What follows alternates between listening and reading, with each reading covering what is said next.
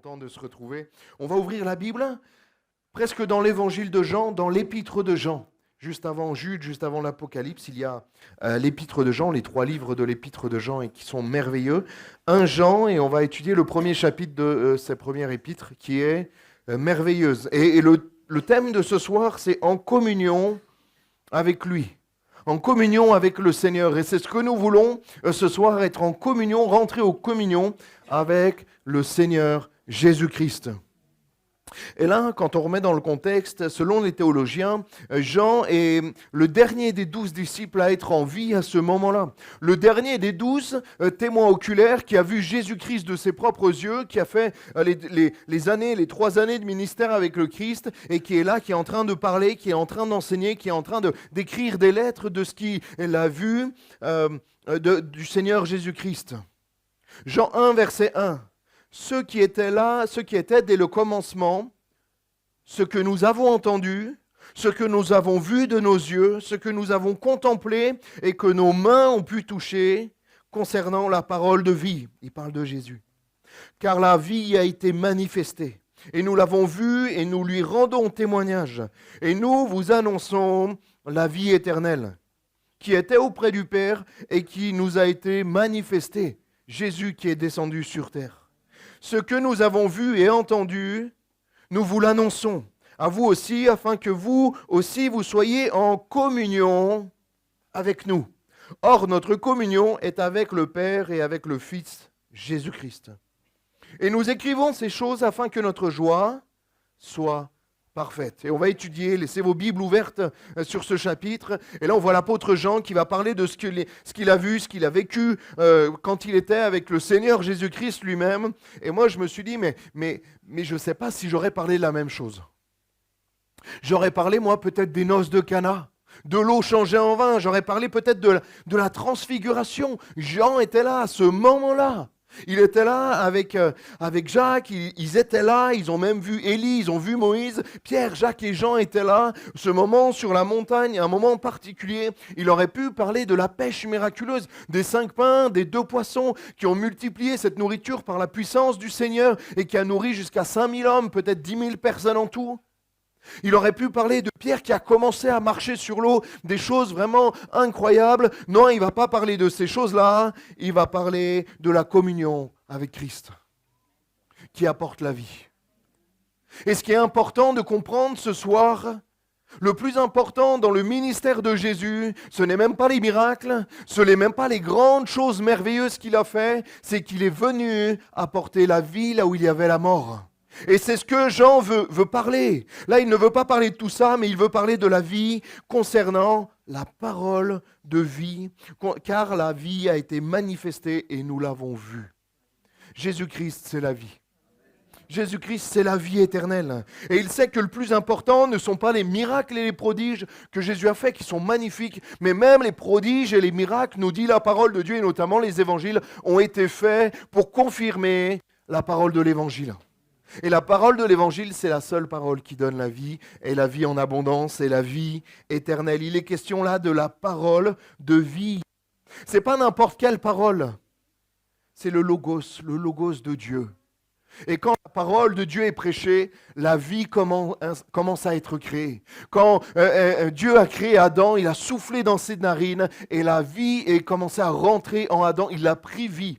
Et la parole de Dieu ce soir, toi qui es ici, toi qui es sur YouTube, ça peut créer la vie en toi. Il y a un processus de vie qui peut commencer comme une graine qui est plantée. Peut-être que ce soir, on ne verra rien, parce que quand on plante quelque chose, d'ailleurs je vous donne des nouvelles de mon avocat, il n'a toujours pas germé, mais on l'a planté et il va germer. Mais il y a un processus de vie qui peut commencer ce soir dans ta vie, qui peut être planté, le logos de Dieu, la parole de Dieu. Et le mot vie en grec, c'est le mot zoé. Ce n'est pas la simple vie, c'est la vie éternelle, c'est la vie abondante, c'est la vie spirituelle, c'est la vie que seul le Seigneur donne. Et il y a des gens ici-bas, aujourd'hui, sur Terre, en France, à Nice, en 2026, qui sont physiquement en vie, mais spirituellement morts. Et peut-être que c'est ton cas, parce que tu ne peux pas être en vie si tu n'as pas le Seigneur Jésus-Christ en toi.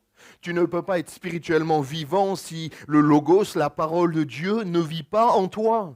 Tu ne peux pas être spirituellement vivant si tu n'es pas en communion justement avec le Seigneur des Seigneurs et le Roi des Rois. C'est ce qu'on va voir ce soir. C'est pour ça qu'au-delà même d'une guérison, au-delà même d'un prodige, au-delà même d'un miracle, ce soir il faut que tu connaisses le Logos de Dieu, la parole qui va produire, elle, la vie. Il y a un mot qui revient 2 fois dans ce texte et 4 fois dans tout le chapitre 1, c'est le mot communion. Il est question d'être en communion avec les autres, mais pour cela, il faut déjà être en communion avec le Père et avec le Fils, Jésus-Christ. C'est ce que Jean va dire à ce moment-là. Est-ce que tu es en communion avec Jésus-Christ ? Le connaître n'est pas être en communion avec Jésus. Avoir une Bible chez toi et même avec toi n'est pas être en communion avec lui. Avoir une croix autour du cou ne veut pas dire que tu es en communion avec lui. Venir à l'église ne veut pas forcément dire être en communion avec le Fils. Mais est-ce que tu es véritablement en communion avec lui ? Quand tu es en communion, je veux dire tu es même en fusion. Tu ne fais qu'un avec Jésus-Christ. Il ne fait qu'un avec toi parce qu'il vit en toi. Il est question de ce verset, ce n'est plus moi qui vis, c'est Christ qui vit en moi. Tu ne peux pas vivre à travers Jésus s'il ne vit pas en toi, si tu n'es pas en communion étroite et resserrée avec lui. Et ce mot communion veut dire avoir en commun. Avoir en commun. Est-ce que tu as quelque chose en commun avec Jésus ? Est-ce que ta vie est commune avec celle de Jésus-Christ ? Une foi en communion, une fois une grâce commune, une destination commune, et nous devons, si nous sommes en communion avec le Fils, nous sommes en communion les uns avec les autres. Et nous aurons des choses en commun. Une foi commune, une grâce commune, une destination commune, un esprit commun, des dons communs, et même un ennemi commun. C'est vrai. Si nous sommes en communion ensemble les uns avec les autres au travers de Jésus-Christ, ça veut dire que nous avons beaucoup de choses ensemble en commun. Mais pour que nous puissions être ensemble en commun, il faut déjà que la parole, que le Logos vienne dans ton cœur et dans ta vie. Et le mot vie, justement, revient 3 fois dans le texte que je viens de lire. Et ce mot, c'est le mot Zoé, comme je l'ai dit. La vie réelle et véritable, une vie active et vigoureuse, vouée à Dieu, donnée à Dieu, bénie, une vie bénie, la plénitude absolue de la vie. Ce n'est pas la vie que l'on pense avoir, que l'on pense mener. Le Zoé de Dieu, la Zoé de Dieu, c'est quelque chose de spirituel, de puissant et d'éternel. Est-ce que tu vis éternellement ? Il y en a quelques-uns qui vivent éternellement. Les autres, ils dorment éternellement peut-être ce soir. Il faut que tu vives éternellement. Que la parole de Dieu vienne en toi pour que la Bible nous dise que même si je meurs, je vivrai éternellement. La mort n'aura plus de pouvoir sur moi. Christ est ma vie, la mort m'est un gain. Christ en vous, l'espérance de la gloire. On peut continuer longtemps comme ça avec des versets. Parce que nous avons le Logos, la parole de Dieu, qui est venue pénétrer. On parle de la Bible, on a la Bible, mais c'est plus que des bouts de papier. C'est plus que des lettres qui sont mises en commun. C'est une parole vivante. Que même quand tu lis la parole, même si tu ne comprends pas, je disais encore à un couple, il y a 2 jours, je leur disais, mais même si tu lis les chroniques, et cet homme, fils de descendant de, et que tu ne comprends rien et que tu n'arrives même pas à dire les mots, il y a le Logos de vie qui vient en toi. Il y a quelque chose de particulier. Tu n'as pas besoin de comprendre toute la Bible pour la lire, pour la méditer et pour qu'elle te nourrisse, que le Logos de Dieu vienne et que ça produise le Zoé, ça produise la vie éternelle et la vie en abondance. Alléluia. Pour que votre joie, pour que notre joie soit parfaite. La vie éternelle, notre joie sera parfaite, mais là il est question que déjà ici-bas, nous pouvons rentrer dans la plénitude de la joie du Seigneur. Je crois qu'il y a une joie en étant dans le Seigneur. Des fois, on m'a dit, mais Samuel, ton église, elle fait que danser. Je ne sais pas comment on me l'a dit, mais je dis oui, parce qu'il y a de la joie. Et des fois, on filme plus quand on danse que quand on pleure à genoux devant la face de Dieu. Mais les deux sont indissociables. Tu ne peux pas avoir la joie du Seigneur si tu ne t'es pas préalablement mis à genoux et pleuré devant la croix. Si tu ne t'es pas repenti devant la croix en disant, Seigneur, je suis pécheur, je suis perdu, je suis sale, j'ai péché contre toi, contre le ciel et contre toi. Pardonne-moi. Et c'est parce que tu t'es repenti, parce que tu as pleuré sur tes péchés, que tu peux être dans la joie du Seigneur. Alléluia. Et c'est vrai que quand il y a le Logos qui vient, quand il y a la Zoé de Dieu qui vient, la vie et la vie en abondance, eh bien des fois ça déborde. Parce qu'il y a la joie dans notre cœur. Parce que c'est tellement fort. C'est pas religieux, c'est spirituel, c'est profond, c'est même physique, que tu es tellement heureux quand on te dit allons à la maison de l'Éternel. Parce qu'un jour dans tes parvis valent mieux que 1000 ailleurs. Et ça, c'est la joie de Dieu qui vient transformer. Moi, je préfère danser un peu trop, même si je ne sais pas danser, que de pleurer un peu trop, mais pas les pleurs de repentance. Moi, je sais comment je pleurais avant de venir au Seigneur. Dans ma salle de bain, pendant une semaine à pleurer, à ne pas pouvoir, je vous l'ai déjà dit, mais tenir sur mes jambes, tellement j'étais angoissé, tellement j'étais mal à l'intérieur.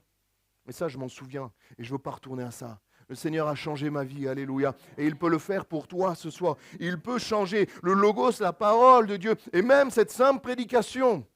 Parce que ce n'est pas juste des mots qui sortent de mon intellectuel. Ce n'est pas juste des mots que j'ai vus dans le journal et que j'ai pris comme ça et que j'ai mis sur une feuille.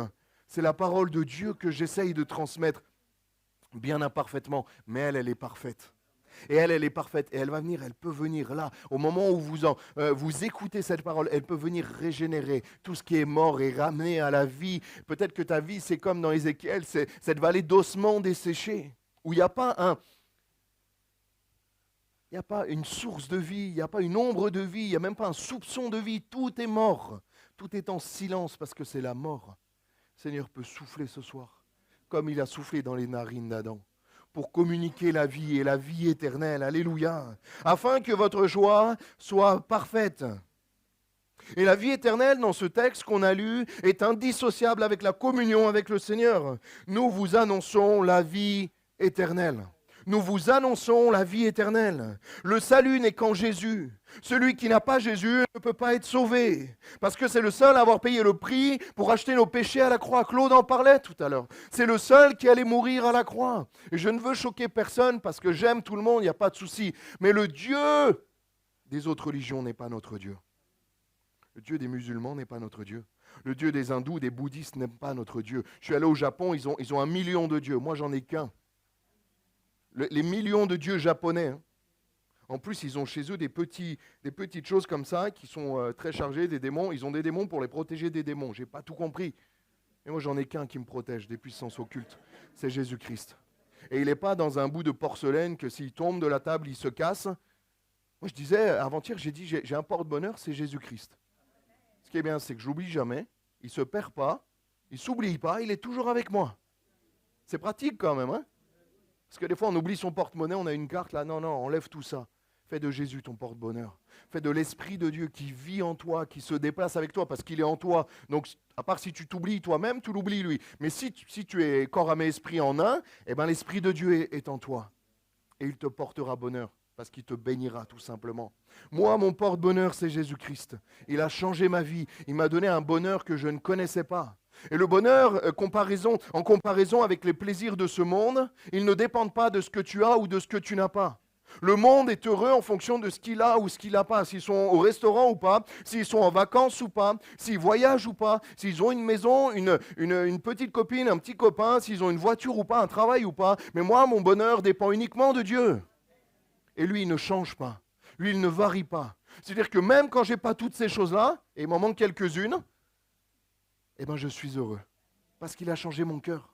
Parce qu'il est là constamment. Et même quand ça ne va pas, je me réveille en plein milieu de la nuit, je me dis, Seigneur, tu es là, je me mets à prier et il me donne sa paix, alléluia. C'est tellement bon de savoir ça, parce que je me souviens des plaisirs de ce monde. Quand je rentrais de soirée à minuit, ça c'était plutôt à 2-3 heures du matin et que je me concentrais tellement j'avais bu pour ne pas réveiller mes parents dans les escaliers, pour ne pas faire trop de bruit et ne pas tomber dans les escaliers tellement j'étais ivre. Mais je n'étais pas heureux. J'avais quelques instants de plaisir pendant les soirées. Et le lendemain, le goût amer du péché et de l'alcool, terrible, et le vide m'envahissait à nouveau. Et dans mon lit, je me disais, c'est ça le monde. C'est ça ce que le monde a à me proposer. Et quand je suis venu au Seigneur Jésus-Christ, malgré les difficultés, c'est comme si j'étais en soirée tous les jours, alléluia. Parce qu'il y a cette paix, il y a cette joie qui est là, alléluia. Et je n'ai pas besoin de musique pour être en paix et dans la joie. Je n'ai pas besoin d'être avec des copains ou pas, je suis dans la joie, même dans les moments compliqués. Il y a des moments compliqués, les chrétiens ont autant de moments compliqués que les non-chrétiens. Hein, mais le Seigneur est là et nous accompagne. Il ne nous a jamais dit, vous n'aurez pas de problème. Il nous a dit, vous aurez des tribulations. Mais prenez courage. j'ai vaincu le monde. Alléluia. C'est tellement bon de se dire, mais le Seigneur vit en chacun d'entre nous. Est-ce qu'il vit en toi? Parce que tout ça, tout ce que je viens de vous dire, c'est si le Seigneur Jésus-Christ vit en vous. C'est si vous êtes en communion avec le Seigneur. Et nous écrivons, verset 4, ces choses afin que notre joie soit parfaite. Deuxièmement, je voulais voir avec vous, on continue, on va lire les versets 5, 6 et 7. 1 Jean 1, 5. On a vu la vie par la communion, on va voir la lumière par la communion. La nouvelle que nous avons apprise de lui, que nous vous annonçons, c'est que Dieu est lumière. Et Jean la répète, l'évangile qu'il a entendu prêcher par le maître pendant 3 ans. Et là, il va juste répéter ce que le maître a dit. C'est que Dieu est lumière et qu'il n'y a point en lui de ténèbres. Si nous disons que nous sommes en communion avec lui et que nous marchions dans les ténèbres, nous mentons et nous ne pratiquons pas la vérité. Mais si nous marchons dans la lumière, comme il est lui-même la lumière, nous sommes mutuellement en communion et le sang de Jésus, son Fils, nous purifie de tout péché. Oh, c'est tellement beau, c'est tellement merveilleux de réaliser qu'il est lumière, que le Seigneur n'a pas en lui de ténèbres. Il n'y a pas une ombre, il n'y a rien, il n'y a que de la lumière dans le Seigneur Jésus-Christ. Je me souviens, et je vous l'ai également déjà dit, mais à l'âge de 9 ans, quand j'ai vu le Seigneur et j'ai vu cette lumière, je n'ai pas vu lui physiquement, je n'ai pas vu de forme, je n'ai pas vu de visage ni de main, mais j'ai vu cette lumière éblouissante que je n'arrivais pas à fixer à 5 mètres au-dessus de la rivière, là-bas en Haute-Savoie, à côté de chez mes parents, et je me souviens de cette lumière. Il n'y avait pas d'ombre. Il y avait tellement de lumière que je n'arrivais pas, je ne pouvais pas. C'était peut-être 10 fois, 100 fois, 1000 fois plus brillant que le soleil lui-même. Et cette voix que j'ai entendue, comme vous entendez la mienne à ce moment-là, qui a dit « Samuel, je serai tous les jours avec toi ». C'est tellement beau. « Samuel, je serai tous les jours avec toi ». C'est-à-dire qu'aujourd'hui, il est encore avec moi. Mais je vais vous faire un scoop. Je ne suis pas le préféré de Jésus. C'est-à-dire que s'il m'aime comme ça, il t'aime autant. Il t'aime autant. C'est-à-dire que s'il a dit « je serai avec toi, Samuel », ça veut dire qu'il te dit aussi. Parce que ce n'est pas juste une phrase comme ça, c'est un verset que le Seigneur m'a cité à ce moment-là. « Je serai tous les jours avec vous. Je serai tous les jours avec toi. » Mais toi, est-ce que tu es avec le Seigneur Jésus-Christ? Est-ce que tu es justement dans cette lumière? Alors, si nous sommes en communion avec lui et que nous marchons toujours dans les ténèbres, nous mentons, nous sommes des menteurs. Nous ne pouvons pas. Les ténèbres et la lumière ne cohabitent pas. Si tu retournes dans les ténèbres, le Seigneur s'éloignera tout seul. Ou toi-même, tu t'éloigneras même du Seigneur Jésus-Christ. Parce que lui, il est lumière. Parce que c'est impossible de vivre dans le péché et d'être en communion avec Christ. Plusieurs personnes ont lâché le Seigneur ou même la vie d'église parce qu'ils ne voulaient pas lâcher certaines choses, certains péchés, certaines manières de vie. Et des fois, j'ai vu avec tristesse des personnes qu'on a accompagnées pendant des semaines, des mois des fois, et on priait, on luttait. Il y avait un combat même spirituel. Et on voit des personnes qui s'écartent de l'église pour peut-être retourner dans une église catholique, juste y aller, mais ne pas avoir de communion, juste pour ne pas trop être embêté par la lumière de Christ. Parce que la lumière de Christ veut chasser les ténèbres. Qu'est-ce que tu es prêt à faire pour le Seigneur ? Qu'est-ce que tu es prêt à lâcher des ténèbres dans ta vie? Est-ce qu'il y a des endroits ténébreux dans ta vie ce soir que tu voudrais lâcher au Seigneur? En disant, Seigneur, viens éclairer toute ma vie. Ou est-ce qu'il y a des endroits dans ta vie que tu dis, non, mais Seigneur, ça, je ne te le laisse pas. Ça, c'est mon petit jardin secret. Si tu as un jardin secret, le Seigneur ne pourra pas éclairer et mettre sa lumière dans ta vie.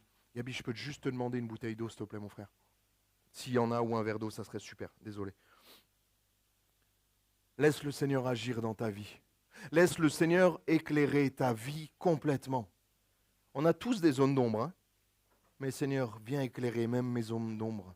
Viens éclairer même ce que je ne connais pas de moi. Seigneur, viens éclairer. Que ta lumière vienne briller dans ma vie. Tu ne peux pas être dans les ténèbres, dans le péché et en communion avec le Seigneur. C'est faux. C'est faux.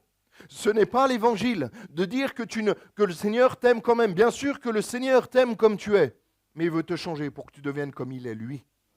Le Seigneur ne te dit pas, c'est bien, continue le péché. De toute façon, tu seras sauvé. C'est faux, sinon il ne serait pas aller à la croix il y a 2000 ans. Si le péché n'était pas si grave que ça, il n'aurait pas donné sa vie, il n'aurait pas accepté. J'aurais pas accepté, moi, de me faire percer les mains et les pieds pour quelque chose de pas grave. C'est exactement parce que le péché est grave et qui te mène à la mort et à la mort éternelle que le Seigneur est allé donner sa vie sur la croix pour que tu puisses être sauvé, pour que la lumière puisse venir. Il est allé payer le prix parce que tu étais dans les ténèbres. C'est pas qu'il y avait en toi des ténèbres, tu étais dans les ténèbres physiquement, spirituellement, tu étais condamné et condamné à mort, mais le Seigneur est allé payer la facture à la croix il y a 2000 ans.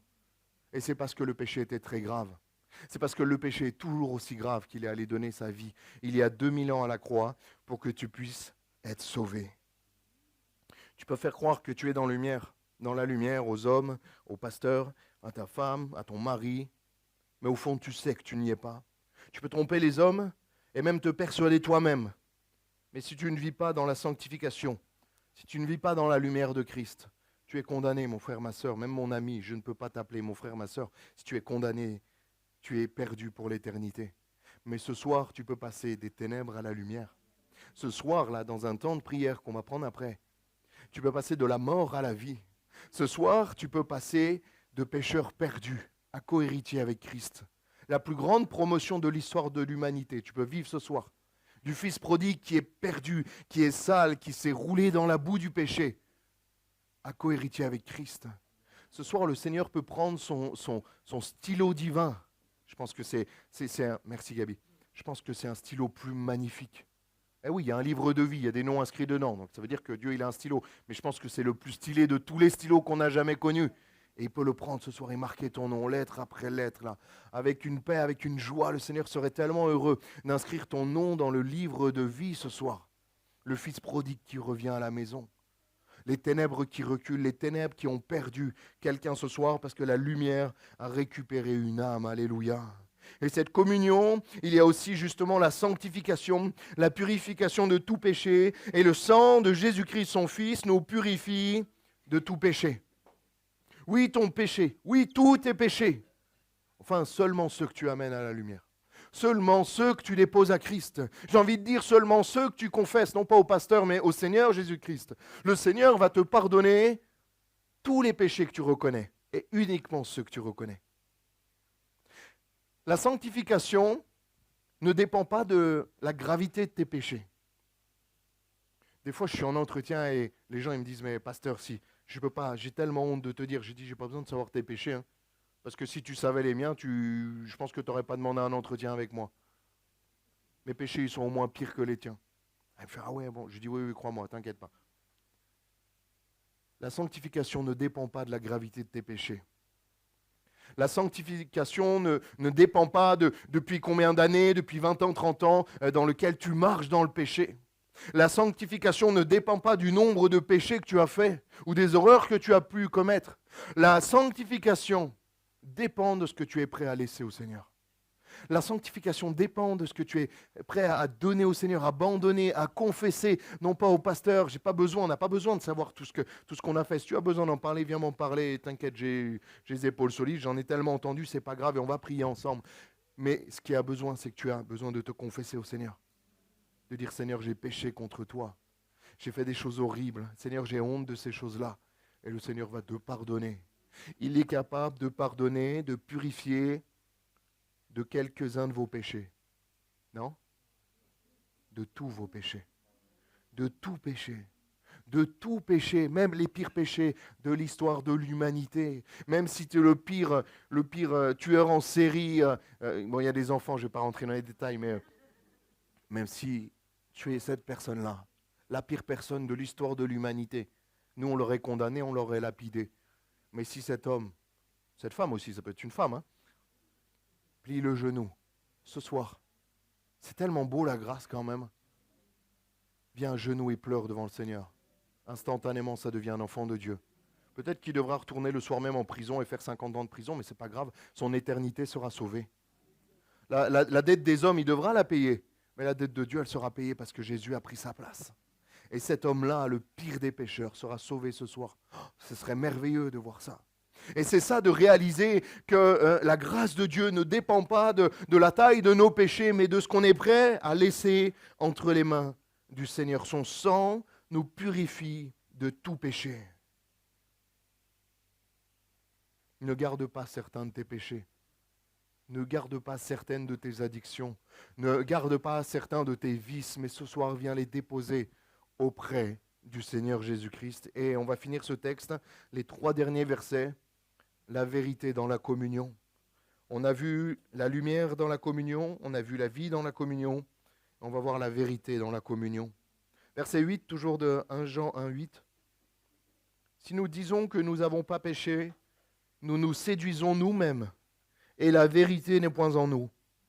Et si nous confessons nos péchés, il est fidèle et juste pour nous les pardonner et pour nous purifier de toute iniquité. Si nous disons que nous n'avons pas péché, nous le faisons menteur, et sa parole n'est point en nous. La parole qui crée la vie, hein. Le logos de Dieu ne peut pas être en nous si nous disons que nous n'avons pas péché. J'aimerais te dire ce soir, il faut mieux être le pire des pécheurs dont je parlais qui vient se repentir, que le meilleur des hommes qui ne se repent pas. Parce que le meilleur des hommes, la meilleure des femmes qui ne demandent pas pardon à Dieu est condamné, est voué à l'enfer éternel. Mais le pire des hommes, la pire des femmes qui se plie le genou et qui demande pardon à Dieu, elle est sauvée. Ça paraît illogique humainement, mais ça s'appelle la grâce de Dieu. Parce que Jésus-Christ a payé pour chacun d'entre nous. Et il nous purifie de toute iniquité. La confession ne se fait que dans la vérité. Le pardon de Dieu ne s'opère qu'après un temps de vérité entre toi, la créature, et lui, le Créateur. Et un moment de vérité où tu dis, Seigneur, j'ai péché contre toi. Ce que j'ai fait, c'est grave. Et je te demande pardon. Viens me purifier de toute iniquité. Non, ça ne dépend pas de la grosseur de ton péché, mais est-ce que tu es prêt à être vrai devant le Seigneur, à te repentir, à demander pardon pour ton péché et l'abandonner. Je vais rappeler le groupe de louanges, on va juste jouer en fond comme ça, on ne va pas chanter de chant et on va chercher la face de Dieu. Est-ce que ça vous dit de chercher la face de Dieu, qu'on puisse prier pour ceux qui ont besoin de rencontrer le Seigneur. Si nous confessons, verset 9, nos péchés, il est fidèle et juste pour nous les pardonner et pour nous purifier de toute iniquité. L'apôtre Jean va répéter, nous purifier de toute iniquité. Nous purifier de toute iniquité. Est-ce que toi, tu es prêt à confesser tes péchés? Il y a 2 solutions, c'est pas très compliqué le Seigneur. Des fois, la parole de Dieu peut être compliquée à tout comprendre. Hein.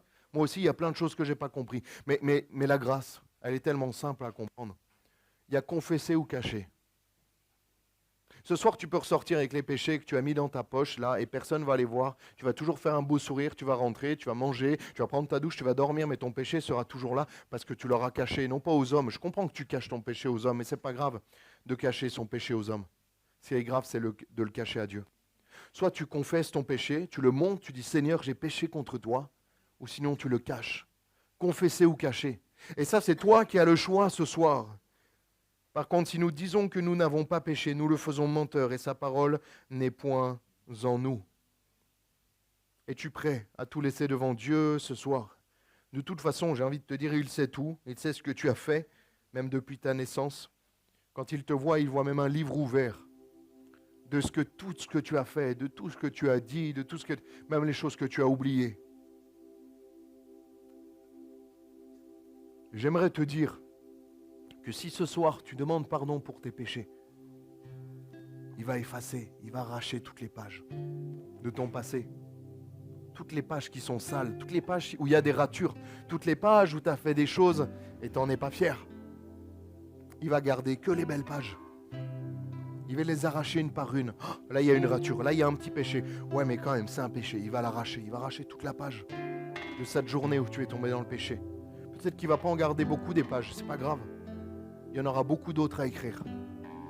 C'est un livre qui est infini. C'est un livre qui est interminable parce qu'il y a des nouvelles pages qui s'écrivent chaque jour et qui s'écriront pour l'éternité avec le Seigneur. Mais le Seigneur, ce soir, veut épurer ce livre de ta vie. Veut enlever chaque page où il y a des ratures, chaque page où tu as chuté, chaque page où tu as... Et j'ai envie de dire un peu toutes les pages. Parce que je ne sais pas vous, mais moi, chaque jour, je commets des péchés. Et le Seigneur me pardonne, il me justifie. Il a effacé mon péché. Honnêtement, je me dis, mais si je devais vous dire tous les péchés que j'ai faits, ça serait compliqué, j'aurais honte. J'arriverais même peut-être plus à vous regarder dans les yeux. Mais je sais que le Seigneur, son regard n'a pas changé sur ma vie. Le même regard de compassion qu'il avait Et même de déception qu'il a eu envers Pierre quand il l'a renié, il a eu ce même regard sur moi quand je l'ai déçu et que j'ai commis des péchés. Mais ce regard s'est changé dans un regard d'amour, un regard plein de compassion. Quand j'étais le fils prodigue, moi qui ai pourtant grandi dans l'église et qui ai fait tellement de choses que je regrette, et que maintenant, un jour, j'ai décidé de courir dans les bras du Père, en lui disant, Seigneur, j'ai péché contre toi et contre le ciel, pardonne-moi, je ne suis plus digne d'être appelé ton fils. Et c'est là où c'est merveilleux la grâce de Dieu. Parce que même si je ne mérite pas et je ne mérite toujours pas, il m'a gracié, il m'a mis un anneau au doigt, il m'a changé mes vêtements, il m'a mis des nouvelles chaussures, il m'a dit, viens mon fils, qui était perdu et qui maintenant revient à la vie. C'est tellement beau. Et la grâce, moi qui pensais même pas être digne d'être appelé enfant de Dieu, il m'a dit, Samuel, je veux t'utiliser pour me servir dans l'église. Seigneur, je suis encore moins digne de ça. C'est uniquement par grâce. Et tant que tu ne confesses pas tes péchés, l'ennemi, excusez-moi pour l'image, mais c'est celle qui me vient en tête, a son pied sur ta tête. À même le sol, il t'écrase, il te maintient vers le bas, parce qu'il te maintient sur ce que tu étais. Moi, quand je me souviens de mon passé, c'est pas pour m'accabler, c'est pas pour me fustiger, mais c'est pour louer Dieu, parce qu'il a changé le mal en bien. Et là où l'ennemi me dit, mais Samuel, tu te souviens de ce que tu as fait ce jour-là? Des fois, j'ai des flashs de mes péchés. On se souvient de certaines choses, hein, de ce qu'on a fait, du jour, de la météo, de ce qu'on faisait exactement. Je me souviens notamment d'un péché qui était vraiment pas beau. Oh, il n'y a aucun péché qui est beau, mais lui était vraiment pas beau. Et je me dis, ouais, mais le Seigneur, il l'a effacé, celui-là aussi. Il a tout effacé. Il a tout effacé. Et quand je me souviens de mon péché, j'ai envie d'encore plus me battre pour ceux qui sont dans le péché aujourd'hui, pour qu'ils découvrent la grâce de Dieu, pour que le Seigneur puisse les libérer. Et enfin, la communion, alors que nous fermons nos yeux, réalise que la communion en Jésus-Christ te libère, que la parole de Dieu produit la vie et que la vie en abondance te libère du poids du péché. Je vais commencer à prier. On va pas prendre de chant, on va juste prier, on va juste élever nos voix. Claude pourra venir après pour conduire ce moment de prière, d'intercession. Et on va chercher la face de Dieu.